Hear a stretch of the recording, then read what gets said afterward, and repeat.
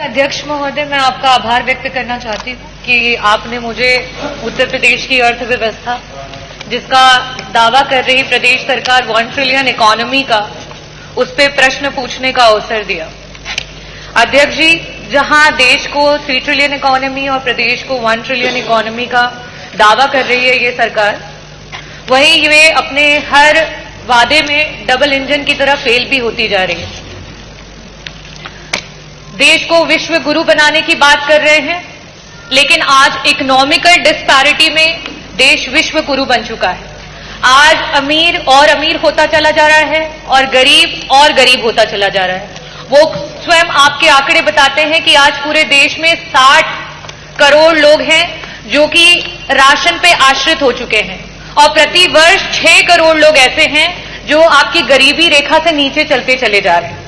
वहीं अगर हम मिडिल क्लास की बात करें, आरबीआई का आंकड़ा ये बता रहा है कि आज से 2010-2011 में जो एक मिडिल क्लास की आमदनी थी, सेविंग थी, वो जीएसडीपी का 25% हुआ करती थी और आज इस समय में 5.1% पर आकर के रह गई है। आज गरीब के पास कोई पैसा, आज मिडिल क्लास के पास कोई पैसा नहीं है उसकी पॉकेट में बचाने के लिए। वहीं अगर मैं बात करूं महिलाओं की, तो नियमित वेतन भोगी जो हमारी महिलाएं 22% थी, आज कहीं ना कहीं वो 22% से गिर के 16% पे आ चुकी हैं। हम 1 ट्रिलियन इकोनॉमी की अर्थव्यवस्था की बात कर रहे हैं, लेकिन हमारी 6 करोड़ की आबादी प्रति वर्ष गरीबी रेखा के नीचे चलती चली जा रही है। हमारी महिलाओं की नौकरियां जाती चली जा रही है, हमारे मिडिल क्लास का पैसा जाता चला जा रहा है। कहीं ना कहीं इस जुमले का शिकार पूरे प्रदेश का गरीब, पूरे प्रदेश का नौजवान, पूरे प्रदेश की महिलाएं और मिडिल क्लास हो रही है। मेरा प्रश्न जो था वो अर्थव्यवस्था से लेकर के था कि 1 ट्रिलियन इकोनॉमी प्रदेश कब तक पहुंचा देगा, और साथ ही साथ मेरा प्रश्न था कि वो कौन कौन से विभाग हैं जो सबसे ज्यादा और सबसे कम कंट्रीब्यूट कर रहे हैं और उनको किस तरीके से उनके कंट्रीब्यूशन को बढ़ाया जाएगा। मंत्री जी, जो जवाब आया है उसमें विभिन्न प्रमुख सचिव जो इसके लिए रिस्पॉन्सिबल हैं उन विभागों के नाम आए हैं, लेकिन किसका कितना % कंट्रीब्यूशन है, क्यों कम है, कैसे ज्यादा होगा, उसकी कोई भी इसमें वर्णन नहीं दिया गया है। मंत्री जी, जो डेटाज अवेलेबल हैं आपके और गवर्नमेंट के, उसके अनुसार एग्रीकल्चर डिपार्टमेंट, इंडस्ट्रियल डिपार्टमेंट और एम्प्लॉयमेंट, ये तीनों मिलकर के ही हमारी अर्थव्यवस्था को सुधार कर सकता है। और आज स्थिति ये है कि अगर हम पिछले वर्ष से अभी के ग्रोथ रेट की बात करें, अगर जिस ग्रोथ रेट से हम चल रहे हैं, आज से आगे आने 20 से 25 सालों में भी हम 1 ट्रिलियन इकोनॉमी तक नहीं पहुंच सकते हैं। हमें 20% ग्रोथ रेट की आवश्यकता है और यहां हमारा ग्रोथ रेट 10% मीन अगर हम देखें तो सिर्फ वहां तक पहुंच पाया।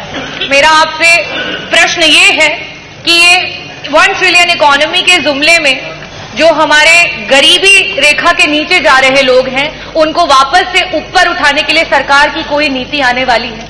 जो हमारी मिडिल क्लास है, जिसकी 25% जीएसडीपी तक की सेविंग्स हुआ करती थी, आज 5% हो गई है, उस मिडिल क्लास की पॉकेट से वापस भरने के लिए क्या सरकार की कोई नीति आने वाली है?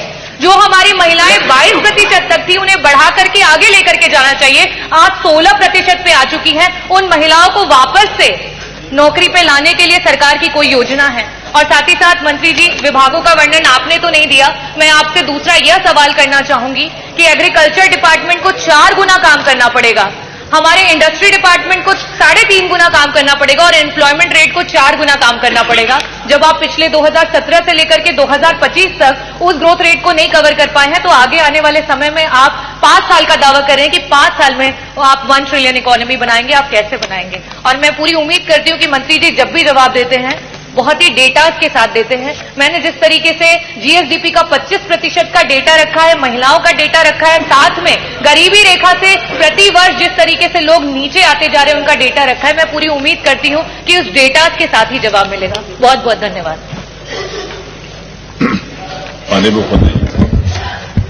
अध्यक्ष जी, उत्तर प्रदेश ने $1 ट्रिलियन की इकोनॉमी बनाने के लक्ष्य को रखा है और भारत 3 नहीं बल्कि $5 ट्रिलियन की इकोनॉमी बनने के दिशा में अग्रसर हुआ है। आपकी पीड़ा को मैं समझ सकता हूं, क्योंकि जो आपके नेता बोलते हैं कि भारत कभी विकसित देश नहीं बन सकता, तो आप तो उनका अनुसरण करेंगे ही करेंगे कि उत्तर प्रदेश कभी $1 ट्रिलियन की इकोनॉमी नहीं बन सकता। ये वक्तव्य आपका अपनी पार्टी के अनुसार, समाजवादी पार्टी की मंशा के अनुरूप उपयुक्त ही है। लेकिन भारत आज दुनिया की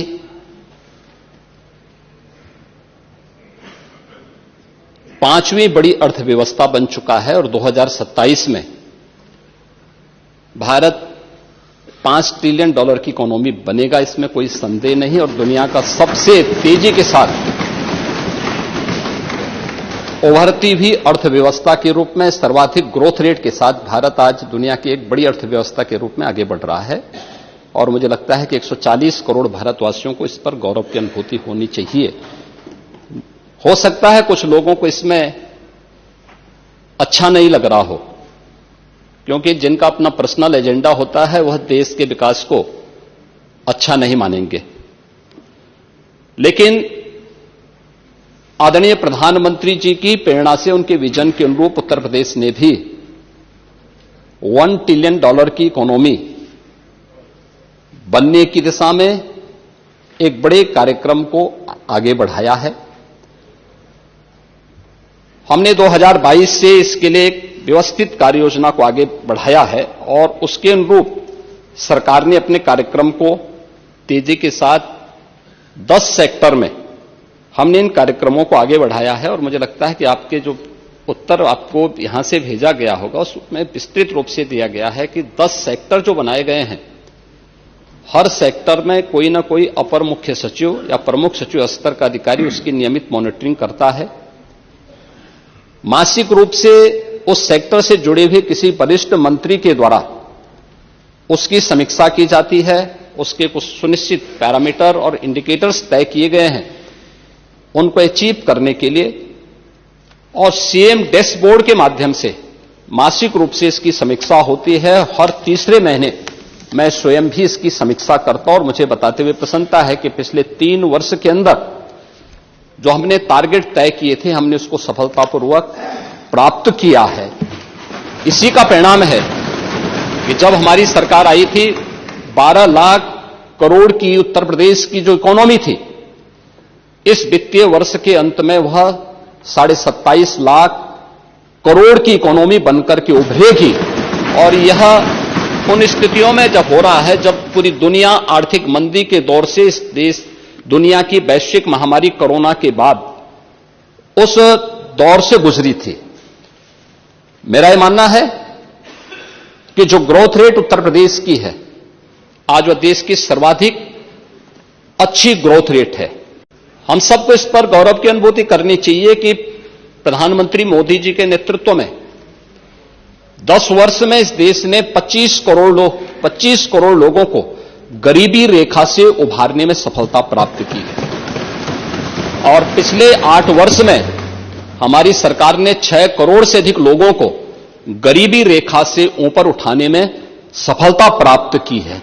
ये चीजें दिखाती हैं कि हर एक सेक्टर में बदलाव हुआ है और उन्हीं को ध्यान में रख करके उत्तर प्रदेश के इस पोटेंशियल को आज जिसको देश और दुनिया देख रही है, महाकुंभ के इस आयोजन के साथ हम जोड़ के देख सकते हैं। अकेले महाकुंभ का एक आयोजन उत्तर प्रदेश की इकोनॉमी में 3 लाख करोड़ रुपए से अधिक की ग्रोथ करने वाला है। महिलाओं के स्वावलंबन की दिशा में जो कार्य हुए हैं, अकेले उत्तर प्रदेश पुलिस भर्ती में 20% भर्ती अनिवार्य रूप से महिलाओं की हुई है। हर एक सेक्टर में उन्हें रोजगार के अवसर प्राप्त हुए हैं। तो यह कहना कि उत्तर प्रदेश कभी इसको अचीव नहीं कर पाएगा, आपकी दुर्भावना हो सकती है, लेकिन सरकार की सद्भावना है कि उत्तर प्रदेश 5 वर्ष में इस टारगेट को अचीव करेगा। और 2029 में जिस उत्तर प्रदेश के इस संसाधनों से भरपूर उत्तर प्रदेश को, प्रकृति और परमात्मा की कृपा से ओतप्रोत इस उत्तर प्रदेश को, जिसको आप लोगों ने, समाजवादी पार्टी की सरकार ने और विपक्षी दलों की सरकार ने देश के बीमारू राज्यों की श्रेणी में खड़ा कर दिया था, देश की 6ठी 7वीं अर्थव्यवस्था के रूप में खड़ा किया था, पिछले 8 वर्ष की डबल इंजन सरकार के प्रयास से दूसरी बड़ी अर्थव्यवस्था बना है। और 29 में उत्तर प्रदेश $1 ट्रिलियन की इकोनॉमी भी बनेगा और देश की सबसे बड़ी अर्थव्यवस्था भी बनेगा। इस बात के लिए मैं पूरे सदन को आश्वस्त करता हूं। आप ये खबर यूट्यूब चैनल पर देख रहे हैं तो हमारा चैनल सब्सक्राइब करना ना भूलें, यूपी न्यूज सिर्फ सच। और अगर आप फेसबुक और इंस्टाग्राम पर देख रहे हैं तो उसको फॉलो भी करना ना भूलें। फॉलो करें।